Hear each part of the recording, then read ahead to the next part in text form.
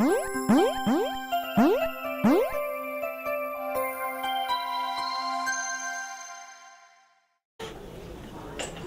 right, welcome back to the intro track. We have project management and video games, two halves of the battle, with Keith Fuller. Keith is a production consultant with 15 years of industry experience. As a developer, he's shipped 12 AAA titles as a programmer, design manager, project lead, and producer before starting his own company, Fuller Game Production. He's a certified PMP Scrum Master, and he has helped a lot of studios of different sizes. Keith's also the author of Beyond Critical, a book that he published back in April that addresses some improvement in leadership in game development. And I'd like to turn it over to Keith now.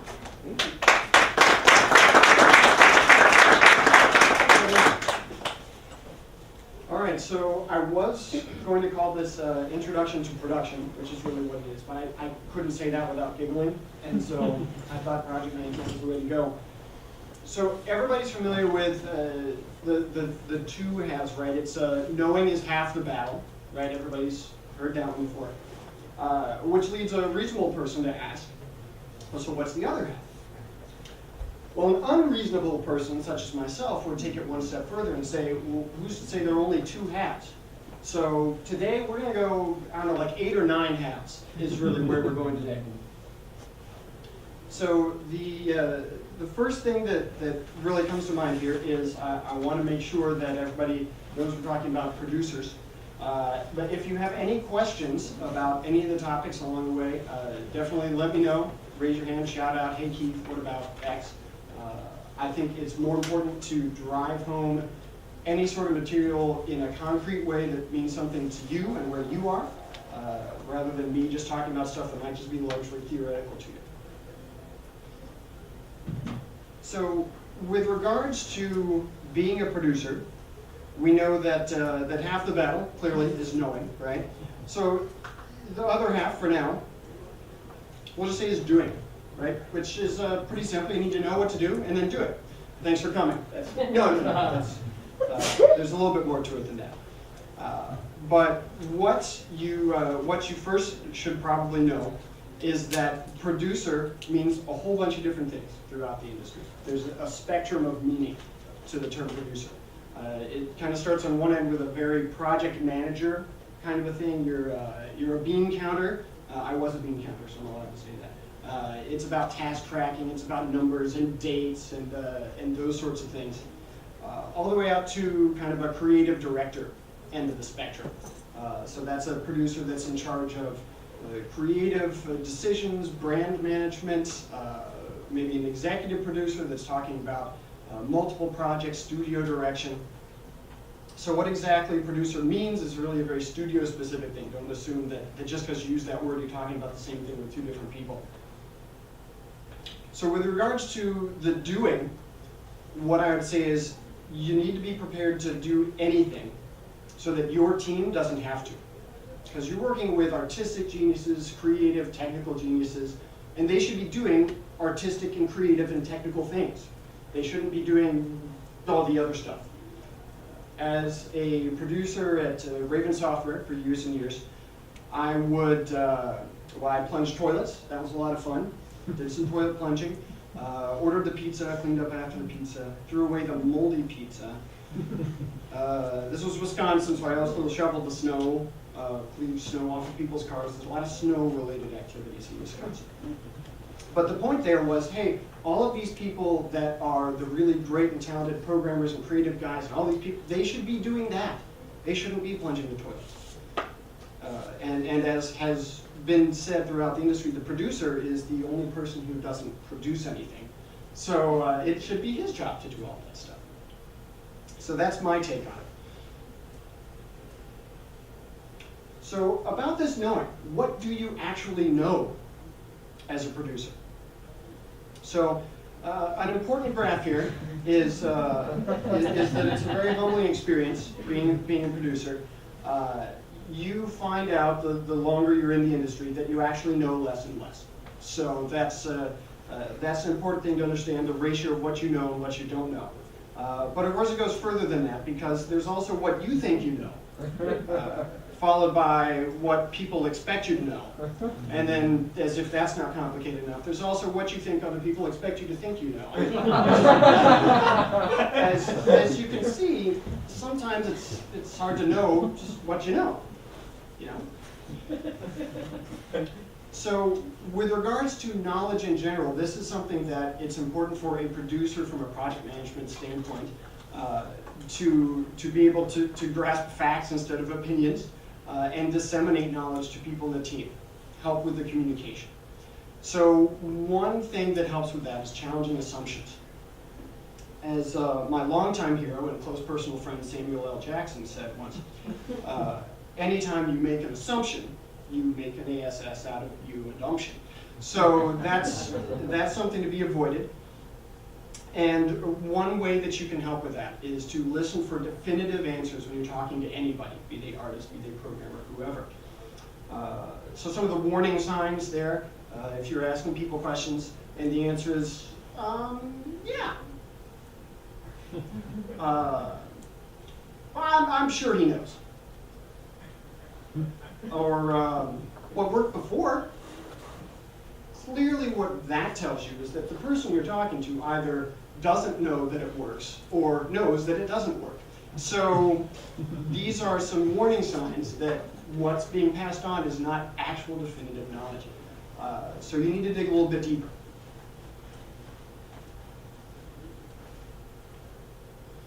So what sort of things can you know about as a producer? So the two ways that I will classify broadly the sorts of knowledge that you're dealing with here, you're going to know about your process, how you're doing what you're doing, and the product that you're making. So that classification comes to me via a great resource in the realm of project management, learning about project management methodologies. Mike Cohn, who is an agile trainer, agile coach, and if those terms are unfamiliar to you, look up the guy's books. He has a lot of them that have the word agile in them. And it's critical to really what has come to be understood as a preferable method for running projects in a creative and complex realm such as game design and game creation. And he's more important to those of us in the industry because he trained this guy, Clint Keith, who is a very industry-specific source of knowledge and has a great book, Agile Game Development with Scrum, which I highly recommend people read. And Clint came from a background of programming. He was CTO at Hollywood Studios before starting his own role as a Scrum trainer, a Scrum coach, specifically in the video game industry. And he's largely responsible for, probably starting 2005, 2006, somewhere in there, a broad sea change of how we understand project management in the realm of games. Old school, it was pretty standard software development methods, which is you start with a design, and then you go and build it, and then you're done. And it probably isn't what you set out to make, and it's late also, and so everybody's upset. And then somebody along the way said, wait a minute, what if we actually re-examine what we're making on a regular basis and make some course corrections to be sure that we aren't heading off into the weeds somewhere, or that our demographics haven't changed their opinions in the past several months, or any of those sorts of things. So Clint's responsible really for bringing the term Scrum and bringing agile methods to common use in game development circles. And for my own nefarious purposes, I'll say that he's also important because he trained this guy. I have a certified Scrum management certification from Clint's course that I took at GDC a few years back. And I highly recommend it for anybody that has both the means and opportunity to procure those three initials. Because it talks about, from his experience in making games, how best to apply some of these methods that really give you the best chance of success in making a game. And that's largely, it's platform agnostic, it's genre agnostic techniques. Now, you'll notice that there's the whole Scrum and Keith thing between two other people up here. Don't get us confused. I had that happen at GDC last year. I handed my business card to a nice lady, and she said, Keith, you're the Scrum guy. I said, you're thinking of Clinton, Keith. I'm actually much prettier. So that's how you make the distinction. So from the concept of Scrum, Agile methods, really what you want to take away there is that with regards to the processes that you use, as well as the product that you're determined to make, you want to be iterative and adaptive in how you go about that. So what that means is, iterative is you don't just go from A to B and then you're done. You re-examine your processes along the way, every week, every 2 weeks, every month, depending upon the time frame of your overall schedule. And upon completion of each of those iterations, examine how you're doing what you're doing. Examine what it is you're making. Ask the team, what should we stop doing? What should we start doing? What should we change? Make some of those changes, go another cycle, and then re-examine. Are we closer? Are we farther away? Did that help? Somebody in one of my training sessions likened it to the distinction between just launching an arrow from a bow and firing a guided missile. It's making course corrections along the way so that you have the best chance of hitting the target. And that applies to the processes that you use as well as the product you're making. If you set out to make one thing and then 6 months later you actually make it, but there are now 12 of those products out, you really have put yourself in a bad position as far as sales go. But if you're adapting your gameplay design along the way and go, oh my gosh, everybody's making zombie first-person shooters, maybe we should change up a little bit, then you have a better chance of market success. And then the second point there, and this is an important one, and it never really seems this way while it's happening to you, but learning things that don't work is still learning. It may not be the most successful technique, but that's why you're iterating and adapting. You realize that when we tried to do this, it actually electrocuted somebody, so let's change our processes and do something different next time around. So any form of learning is still important knowledge about how you're making and what you're making. So of the 8 or 9 halves of the battle, which half is most important? So pretty much everything up to this point fits into the realm of the project. And that's task tracking and scheduling, and dependencies and people and schedules and these sorts of things. But the people half, to me, is vastly more important. And so what I mean by that is, if you're looking at deadlines, if you're looking at quality control, any of these sorts of things, look, the people that are creating this are more important to you and to the health of the company, to the health of the product itself. That you shouldn't be sacrificing the one for the other, which is a common theme, especially in the history of AAA production games. So when we're talking about all of the project stuff, that's scheduling and it's deadlines and it's timetables and dependencies and all these sorts of things. And those are really hard skills. It's concrete stuff that you can count and measure. Dealing with the people side, those are all soft skills. Learning how to relate to people, learning how to encourage someone, motivate them, reward them. And it's a little bit of unfortunate nomenclature because what I just essentially told you was that the hard skills are easy and the soft stuff is hard. But try not to get bogged down by that. What we're really saying here, and this is an unfortunate part of the cramming everything into 25 minutes, is that the people are more important. I don't have anywhere near enough time to tell you just how critical it is to forge and maintain relationships with the people in your team, or talk to you about DISC assessments or Myers-Briggs personality tests or any of these kinds of things. But if I had 2 points to share with you that are really important here, it would be learn about your team members as people, not just programmer A and programmer B and animator and audio person, and treat them as people. Empathy is a critical measurement of leadership success. And I read this somewhere in a book on public speaking that you say things twice if they're important. So empathy is a critical measurement of leadership success. I have I've seen the outcome of people who don't treat team members as people and treat them as resources. And let's just say it doesn't take any talent or any sort of training to be given a deadline and then beat a team emotionally until they deliver what's needed. I really don't want to ever find out that anyone that's sat in any of these chairs turned into one of those sorts of managers. We don't need any more of those, because we didn't need any to begin with. So a friend of mine, Scott Crabtree, told me that images are really helpful mnemonic enhancements. They help more than words to remember important points. So I'm going to leave this gentleman's photo up here. I'll tell you a little bit about Mr. Patch. He was the last surviving World War I veteran in Great Britain. And he died at the age of 100 and something. And before his death, he was interviewed and asked, so was it worth the sacrifice of tens of thousands of Allied soldiers to win the war? That was the question said to him. And it'll appear a little extreme to compare World War to game production, but those of us who have done it understand the similarities.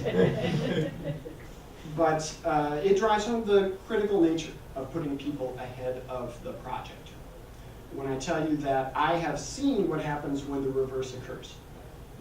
I've seen divorce, and I've seen back problems, and I've seen, hemorrhoids, sleep disorders, shattered teeth from grinding your jaw in your sleep from stress. And if you were to ask me, Keith, the most successful game you've ever helped make, the most commercially successful or the most entertaining, was it worth all of that sacrifice from all those developers? And I would say exactly what Mr. Patch said.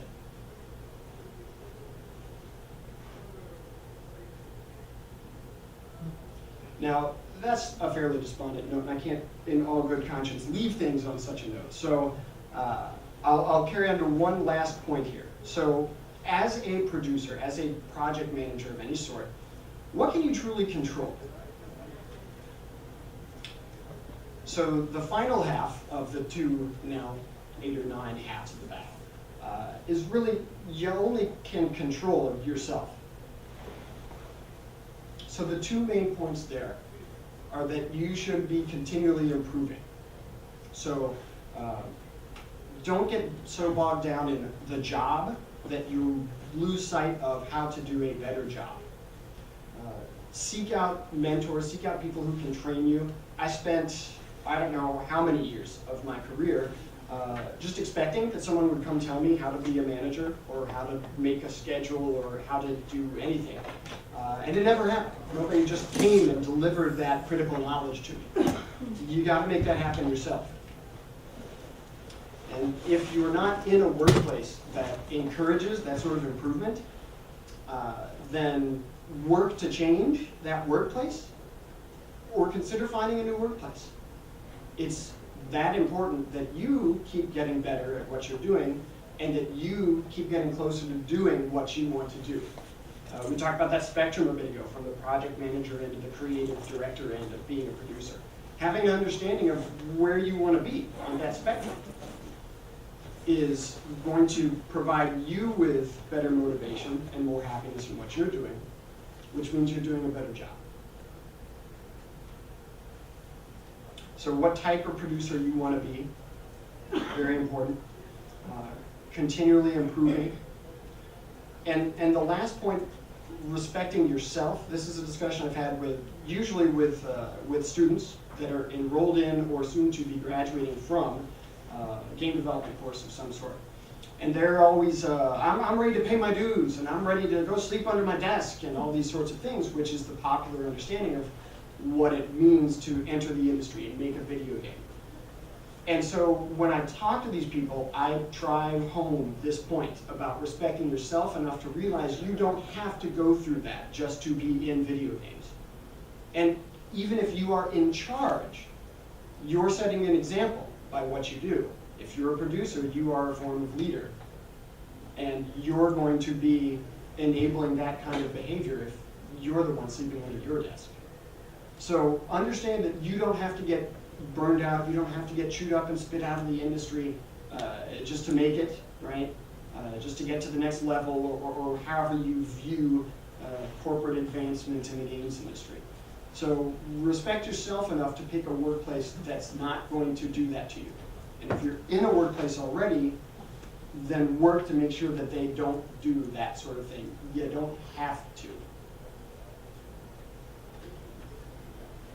So with that, I want to say thank you and point out that these are some of the points I mentioned earlier. It looks like a shameless plug, but the number one there is totally free. That's just some information if you want to sign up for that. Number two, the Agile Game Development with Scrum by Clint Keith. I mentioned that earlier. It's, I want to say, like 3 years old now or something, but still very applicable.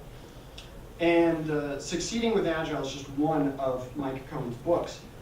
And there are a ton of them, like I said, that have the word Agile in there, Agile estimation, these sorts of things. All good resources. So with that, I guess I'll just throw it open. If anybody has any questions about any of the points or anything that I didn't cover that you wish I had, feel free. When there is a deadline looming, how do you respect people and make sure that they're getting enough sleep and stuff while still being able to deliver a product on time? And that's actually that's the background behind every response I ever got as a studio producer. When I would say things like, you know that's not reasonable, right? We can't do that in the amount of time you've given us. That very question was clearly fueling the response I got, which was, too bad, right? And then it's just go back to your desk and sleep under it and do whatever needs to happen. So really what I would say there is that needs to back up a few steps. Because if there is an organization that's predicated upon the behavior that, hey, if we haven't planned well enough, if we haven't given ourselves enough of a buffer, and if we've seen enough things go wrong that our perhaps only or primary response is to have people work 20 hours a day, that organization is fundamentally flawed. The leadership principles are fundamentally flawed. So really I'd say if you've gotten to that point, this is a place that needs fixing, not a project or a method that needs fixing.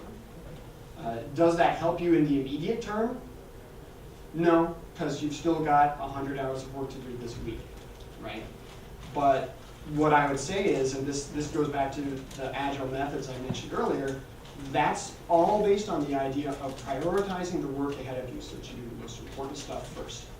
So what I would say, were I given that job of saying, look, we've got to meet this deadline, here's the work ahead of us, I would say, make sure that I have the priorities from management, this is what we need to do in this order, and I would tell them, we will absolutely do our best to get as much of that done from the most important to the least important. And if we don't, that's because I'm not going to treat the people that you're depending on to create the project in an inhumane fashion. I might get fired for saying that, I don't know, but that's what I would say. Okay. Mr. Buchanan. Can you verify that that there are places like that? I mean, it seems like Where people say reasonable things about meeting deadlines, you mean? yeah. I mean, it just seems like everything that I'm coming into the industry and everything I hear is crunch time is we must love crunch time. That's one of the things that I say to the aforementioned students that I tend to run into that say, oh, I'm ready to pay my dues, is that there are places that don't act that way. Now, by and large, they are not the places that you see advertised. If you see an ad on television for a game, it's probably coming from a company that will not respect your life outside of the office. But those aren't the only companies out there. There are tons of places that are much more reputable and that care a lot more about you as a person and not just you as a cog in the production machine. And I'll throw one of those out because he's not in the room and so I won't get into trouble. Our esteemed chairman of the board, IGDA, Dustin Kleeman, I have been to his office and worked with his team and see how he treats people. And he uses some of these methods, but he puts their well-being first and still turns out good products in a timely fashion and makes clients happy. So it can be done. So I'm terribly sorry, but I've been told I need to wrap this stuff up. Thank you very much, and if you have any more questions, by all means, let's go outside and chat. I'm happy to do so, but I'm sure someone else needs the room. So thank you.